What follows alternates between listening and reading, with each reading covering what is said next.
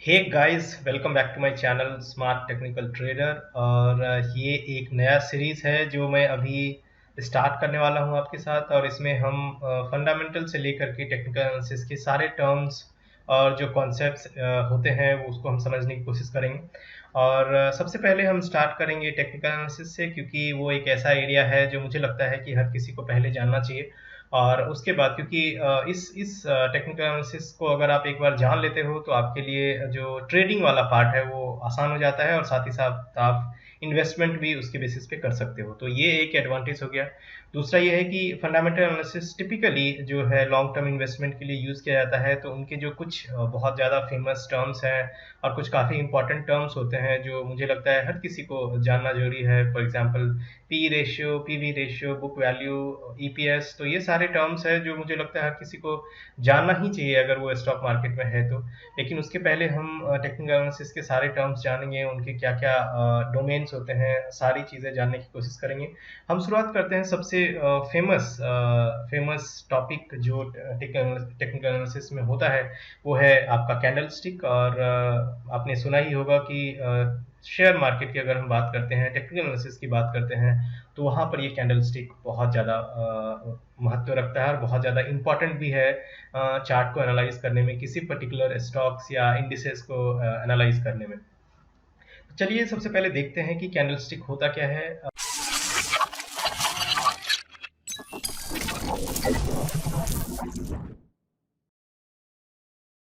Candlestick को समझने के लिए मैं आपको एक स्टोरी बताना चाहूँगा, और उस स्टोरी के थ्रू आप जान पाएंगे कि कैंडलस्टिक क्या होता है, क्यों इसकी ज़रूरत पड़ गई हमें, हम क्या नॉर्मल किसी और तरीके से इसको इस्तेमाल नहीं कर सकते थे।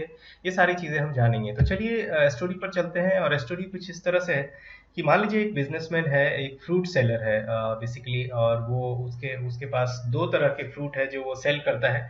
एक है आपका एप्पल और एक है ऑरेंज। तो वो क्या करता है, वो अपना फ्रूट और एप्पल जो उनका कलेक्शन है, उनका जो बकेट है बेसिकली, उनको लेकर के आप देख सकते हैं कि एक मार्केट में जाता है। एक होलसेलर मार्केट है जहाँ पर बहुत सारे व्यापारी, सेम टाइप के व्यापारी आते हैं और अपना फ्रूट सेल करते हैं। तो वो भी बिजनेसमैन अपना पूरा फ्रूट का जो एक तरह से आप कह सकते हैं कि जितना भी कलेक्शन है उसके पास वो लेकर के जा रहे हैं। और वो एक बहुत ही ट्रेडिशनल जो आपका कन्वीनियंस होता है, ब्लॉक कार्ट से लेके जा रहे हैं। और जाते जाते ऐसा होता है कि मान लीजिए वो लेट हो जाता है उस मार्केट में पहुंचते पहुंचते, और तब तक मार्केट ऑलमोस्ट क्लोज होने वाला होता है, मार्केट बंद होने वाला होता है। तो अब ऑब्वियस सी बात है कि मार्केट सुबह में खुला है और वो मार्केट अभी बंद हो रहा है। तो कहीं ना कहीं उसमें जो भी लोग आए होंगे, व्यापारी आए होंगे, कोई रिटेल आए होंगे, कोई डिस्ट्रीब्यूटर आया होगा। तो अलग अलग तरह के लोग उस मार्केट में आए होंगे, उन्होंने खरीदारी करी होगी, बिक्री करी होगी, राइट।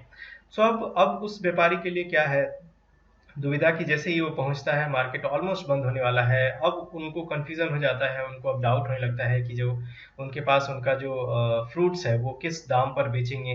तो वो क्या करते हैं, वहां पर जो लोग हैं कुछ जो ऑलरेडी जो वहां पर सेलर हैं या बायर हैं, उनसे जाके बात करते हैं कि जो ये मेरे पास दो फ्रूट है, एप्पल और ऑरेंज, और मैं इस मार्केट में सेल करने आया हूँ, और चूंकि अब मैं लेट हो गया हूँ तो मुझे समझ में नहीं आ रहा है मैं क्या करूँ। तो वो कुछ लोगों से वहाँ पर बातचीत करता है, और वहाँ पर उसको पता चलता है कि पूरे दिन में जो जितने भी एप्पल और ऑरेंज सेल हुए हैं उस मार्केट में और बाय हुए हैं, उनमें क्या है ना, कुछ कुछ चीज़ें बहुत प्राइस में अंतर है। वो इसको ये जानकारी मिलता है। तो वो चूंकि इतना होशियार बिजनेसमैन है, वो क्या करता है, सारे चेंजेस जो हुए हैं प्राइस में वो नोट करता है। तो सबसे पहले वो नोट करता है ऑरेंज का प्राइस, और ऑरेंज का प्राइस में वो पता करता है कि जब मार्केट सुबह में, जब ये मंडी खुली थी, तो उस समय क्या था ऑरेंज का प्राइस। तो उस समय उसको एक प्राइस मिलता है जिसको हम लोग ओपन प्राइस बोलते हैं, और वो ओपन प्राइस यहाँ पर उसको 100 पता चलता है। ठीक है, उसके बाद फिर वो पता करता है कि अच्छा, जब शाम में मार्केट ओवर हो गया, तो उस समय जैसे जब तक वो बात कर रहा था तब तक मार्केट भी ओवर हो गया, तो उस समय उसको पता चल गया कि क्लोज प्राइस जो है वो 10 रुपये कम भाव पे बंद हुई है। यानी कि 100 रुपये पे ऑरेंज का प्राइस शुरू हुआ था सुबह में, और शाम तक आते आते जब मंडी बंद हो गई तो 90 रुपये पे बंद हो गई। लेकिन उसको एक दो और भी इंफॉर्मेशन मिलता है उस मार्केट में। वो इंफॉर्मेशन क्या है कि सेब सॉरी ऑरेंज का जो प्राइस है वो 100 पे शुरू जरूर हुआ था, लेकिन वो 120 तक गया था। दिन में कोई ऐसा टाइम हुआ होगा जहाँ पर वो 120 पहुँच गया। और दूसरा चीज़ उसको ये भी पता चलता है कि 100 से शुरू होके वो 80 तक आ गया था, लेकिन जो फाइनली क्लोज हुआ वो 90 पे क्लोज हुआ। तो उसको ये एक सेट ऑफ डेटा जो आप यहाँ पर देख रहे हैं वो उसको मिलता है, वो नोट कर लेता है। दूसरा वो आता है अपने दूसरे फ्रूट्स के ऊपर जो कि है उसके पास एप्पल, और एप्पल की प्राइस वो जानने की कोशिश करता है। तो उसको एक सरप्राइजिंग डेटा मिलता है जो कि ऑरेंज की प्राइस से थोड़ा अलग होता है।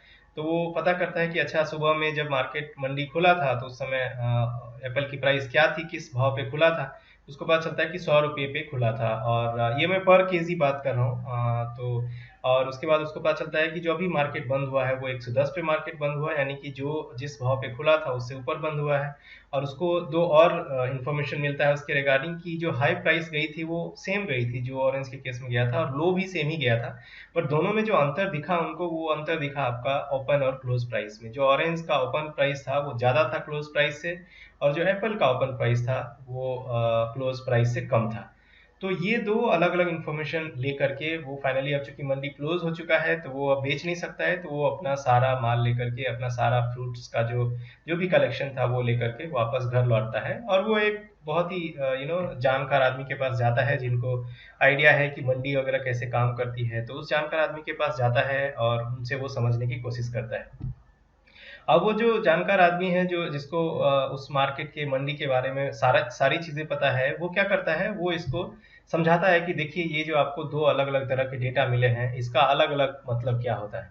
तो उसके पहले वो बोलता है कि जापान में यही टाइप की टेक्नोलॉजी यूज हुई थी राइस मार्केट में, राइस सेलिंग और बाइंग जो होती थी। जो चावल की खरीद बिक्री जापान में बहुत पहले हुआ करती थी, करीब करीब 1800-1700 ईस्वी के आसपास। तो उस समय की जो है ना इतिहास, हिस्ट्री उसको बताने की कोशिश करता है। वो बताता है कि एक महाशय थे मोनिसा होमा करके, ये बहुत ही रिच फैमिली से थे। इनका बेसिकली राइस का फैमिली बिजनेस था। और उसके उस समय जब ये व्यापार थे, उस समय व्यापारी कर रहे थे, तो ये बहुत ही इंटेलिजेंट इंसान थे। जिन्होंने जिन्होंने ये कैंडल स्टिक जो आप सुन रहे हैं, उस कैंडल स्टिक का इन्होंने यूज किया था। कहने का मतलब ये है कि जो राइस के भाव में जो अंतर आता था, जैसे पास्ट में जो अंतर आया उसका वो यूज करके फ्यूचर की प्रेडिक्ट प्राइस करता था वो, और उसके बेसिस पे ये सारे चीजें वो यूज करता था। लेकिन उसके पहले ये जब उस समय व्यापार कर रहे थे, होमा एक बहुत बड़ी रिच फैमिली थी। तो होमा जी जब व्यापार कर रहे थे तो उस समय क्या हुआ था, उसके कुछ टाइम पहले, अगर हम 1500 से 1600 से 1700 ईस्वी की बात करें, तो उस समय क्या हुआ था कि जापान में यूनिफिकेशन हो रहा था। तो यूनिफिकेशन होने की वजह से वहां पर अलग अलग जगह पे वॉर हो रही थी आपस में। और उस समय का जो टाइम होता था उनको जापानीज में सैंगोकू जिदाई कहा जाता था, जिसको इंग्लिश में age of country at war भी बोला जाता है। बहुत ही खराब सिचुएशन था, और मिलिट्री कंडीशन वहाँ पर बहुत ही खराब थी। और मिलिट्री कंडीशन में जैसे बहुत सारी चीज़ें हम यूज़ करते हैं, जैसे बहुत सारे टर्मिनोलॉजी यूज़ करते हैं जो टिपिकली बैटल को जीतने के लिए यूज़ किया जाता है। जैसे स्ट्रैटेजी हो गया, साइकोलॉजी हो गया, कंपटीशन हो गया, स्ट्रैटेजिक विड्रॉवल्स हो गया, लक हो गया, ये सारी चीज़ें हम टिपिकली बैटल के कॉन्टेक्स्ट में यूज़ करते हैं। सेम चीज़ें जो बाद में है वो कैंडल स्टिक में भी अप्लाई की गई। और कैंडल स्टिक का जो टर्मिनोलॉजी अगर आपको पता होगा तो आपने सुना होगा, बुलिस हरामी,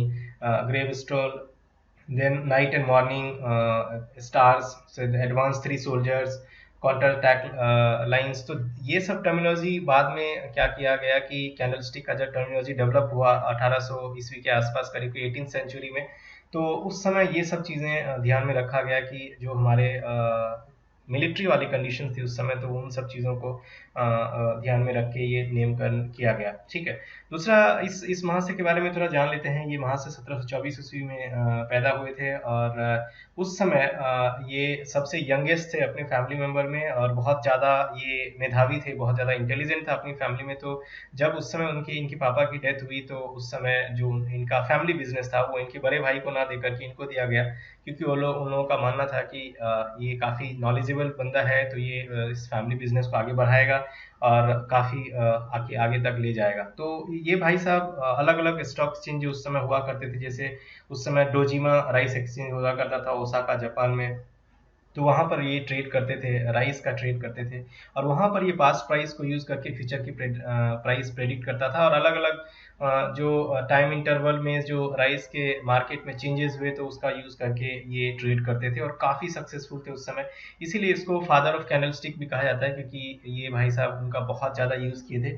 इसीलिए वहाँ उस समय के जो गवर्नमेंट थे इनको टाइटल ऑफ सैमुराई भी दिया दिया था, और ये इस बेचारे का देहांत 1803 ईस्वी में हो गया। इनकी दो फेमस बुक थी जहाँ पर इन्होंने जो भी कॉन्सेप्ट, जो भी प्रिंसिपल यूज़ किया है वो उन्होंने मेंशन किया है। एक है सकाटा सैनो और सोबासानी नोडेन। ये 1700 ईस्वी के आसपास लिखा गया था, और इसमें इन्होंने अपने कॉन्सेप्ट को डिस्क्राइब किया था। जो भी इनके ट्रेडिंग प्रिंसिपल थे राइस मार्केट में, वो कैंडलस्टिक मेथोलॉजी में बाद में इवॉल्व हुआ टाइम के साथ। तो ये थी पूरी कैंडलस्टिक की हिस्ट्री, और इसीलिए वहाँ से या आपको एक बुक मिल जाएगा स्टीव निसान का, जिसमें वो सारी चीज़ें मेंशन की हुई है। वो सारी चीज़ें जो भी टेक्नोलॉजी और जो भी जापानीज कैंडलस्टिक का जो टर्मिनोलॉजी है वो सारी चीज़ें मेंशनड है। बुक का नाम है Japanese candlestick charting techniques by Steve Nissan.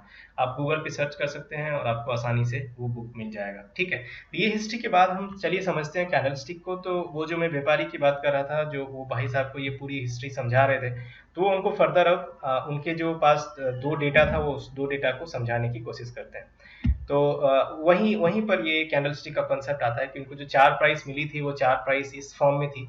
तो आप यहाँ पर देख सकते हैं कि एक रेड कैंडलस्टिक बना हुआ है और एक ग्रीन बना हुआ है। तो उनके जो दो प्राइस थे, जो दो टेबल वहाँ पर उनको दिखाया गया था उस भाई साहब को, तो उस टेबल के बेसिस पर ये कैंडलस्टिक उसको बना के देते हैं, और उसको पहले समझाते हैं कि आपका जो ऑरेंज वाला प्राइस था वो बेसिकली रेड कैंडलस्टिक में आता था, जहाँ पर आपका प्राइस तो ओपन ऊपर हुआ लेकिन क्लोज नीचे हुआ, कुछ लो बनाया और कुछ हाई बनाया। तो ये चार टर्मिनोलॉजी उसको समझ में आया था कि अच्छा ये बात है। फिर उन्होंने बोला कि जो आपका एप्पल का प्राइस था कि पहले नीचे खुला, आपका कम प्राइस पे खुला, फिर हायर प्राइस पे बंद हो गया, और उसका भी हाई सेम था और लो भी सेम था जो ऑरेंज के प्राइस का था। तो ये बेसिक टर्मिनोलॉजी उसको समझ में आ गई कि अच्छा ये बात है। उसके बाद फर्दर भी उन्होंने और भी चीज़ें समझाने की कोशिश की, जिसमें से उन्होंने ये बताया कि ये जो आप ऊपर में दो लाइन दिख रही हैं दोनों कैंडल में, इसको कुछ नाम दिया गया है, जिसको शैडो बोला जाता है, इसको विक भी बोला जाता है। तो ये जो ऊपर वाली लाइन है इसको अपर शैडो या अपर विक बोला जाता है। ये जो नीचे वाली दो लाइन दिख रही हैं इनको लोअर शैडो या लोअर विक बोला जाता है। इसके बाद उन्होंने फर्दर उनको समझाने की कोशिश की, जो आपका जो डिफरेंस है, जो आपका ओपन और क्लोज प्राइस में जो डिफरेंस है वो एक बॉडी बनाती है बेसिकली इस कैंडल में, आप देख सकते हैं। उसको बोला जाता है real body of that candle stick. तो ये उनका रियल बॉडी का होता है, और इसमें हम ये जानने की कोशिश करते हैं कि जो ओपन और क्लोज हुआ है तो वो कितना स्ट्रांग हुआ है, कितने गैप के साथ हुआ है।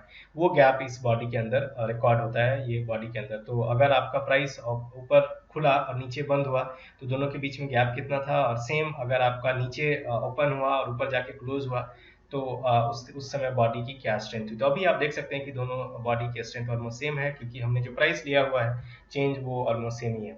तो ये था कुछ टर्मिनोलॉजी जो उनको समझाया। इसके बाद भी उन्होंने कुछ चीज़ें समझाने की कोशिश की कि इनको एक और अलग नाम दिया जाता है कि ऑरेंज के केस में जहाँ पर प्राइस आपका ओपन ऊपर हुआ था लेकिन क्लोज नीचे हुआ, मंडी जब बंद हो गया उसके बाद, तो उसको एक नया नाम दिया गया जिसको दिया गया बियरिश कैंडल स्टिक। तो ये एक नया टर्मिनोलॉजी है जो यूज़ किया जाता है स्टॉक मार्केट में, आपको बहुत फ्रीक्वेंटली मिलेगा। उसके बाद उन्होंने एप्पल का एग्जांपल दिया कि जहाँ पर आपका प्राइस नीचे खुला था और ऊपर क्लोज हुआ, यानी कि हायर प्राइस पे क्लोज हुआ, तो उनको बोला गया कि ये बुलिश कैंडल स्टिक है। बुलिश मतलब बुल टाइप का होता है, जो चीज़ों को आगे ले जाने की कोशिश करती है। बेयरिश मतलब होता है बेयर, जो चीज़ों को नीचे ले जाने की कोशिश करती है।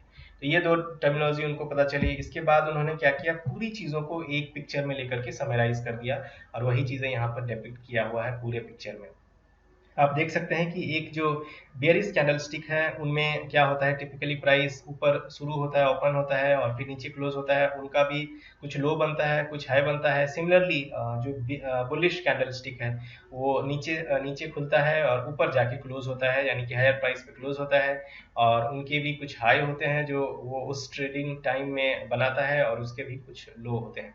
अब इन्होंने क्या बोला कि अभी जो कैंडलस्टिक है इनका सिग्निफिकेंस जो इसका इम्पोर्टेंट है, वो बेसिकली अलग अलग टाइम लाइन में डिपेंड करता है। कि अगर आप ये एक एक दिन का कंसिडर करते हैं कि कैंडल स्टिक एक दिन में क्या मूवमेंट किया, या फिर आप 1 घंटे, 1 मिनट, 5 मिनट, 3 मिनट, ये अलग अलग टाइम इंटरवल आप यूज कर सकते हैं, या 1 वीक या 3 महीने या 1 महीने, 3 महीने का कैंडल स्टिक मुश्किल से मिलता है, 1 महीने तक आपको आसानी से मिल जाएगा। तो ये सारे जितने भी टाइम फ्रेम में आप यूज करेंगे, आप व्यापार करते हैं या बिजनेस करते हैं, तो ये अलग अलग प्राइस आपको वो अलग अलग इंफॉर्मेशन देगा।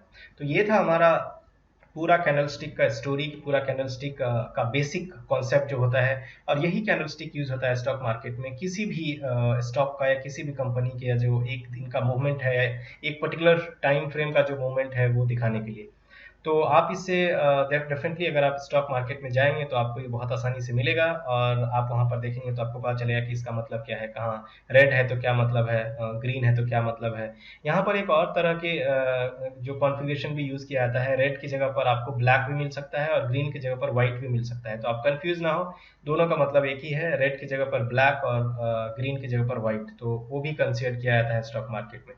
तो आई होप कि आपको ये चीज़ें क्लियर हो गई है, और आप आसानी से अब जब आप स्टॉक मार्केट में चार्ट देखेंगे, कैंडलस्टिक चार्ट देखेंगे, तो आपको समझ में आ जाएगा कि इसका क्या मतलब है, ये वेदर ये बेयरिश है या बुलिश कैंडलस्टिक है, ये आप आसानी से पता कर सकते हैं। अब इसमें और भी बहुत सारे पैटर्न होते हैं, जैसा कि मैंने आपको बताया कि वो जो भाई साहब थे, हुमा भाई साहब, तो उन्होंने बहुत सारे पैटर्न्स वगैरह डिफाइन किए थे अपने बुक्स में। तो वो पैटर्न को बाद में नाम दिया गया, अलग अलग नाम दिया गया है, जो हम फर्दर वीडियो में एक एक करके डिस्कस करेंगे।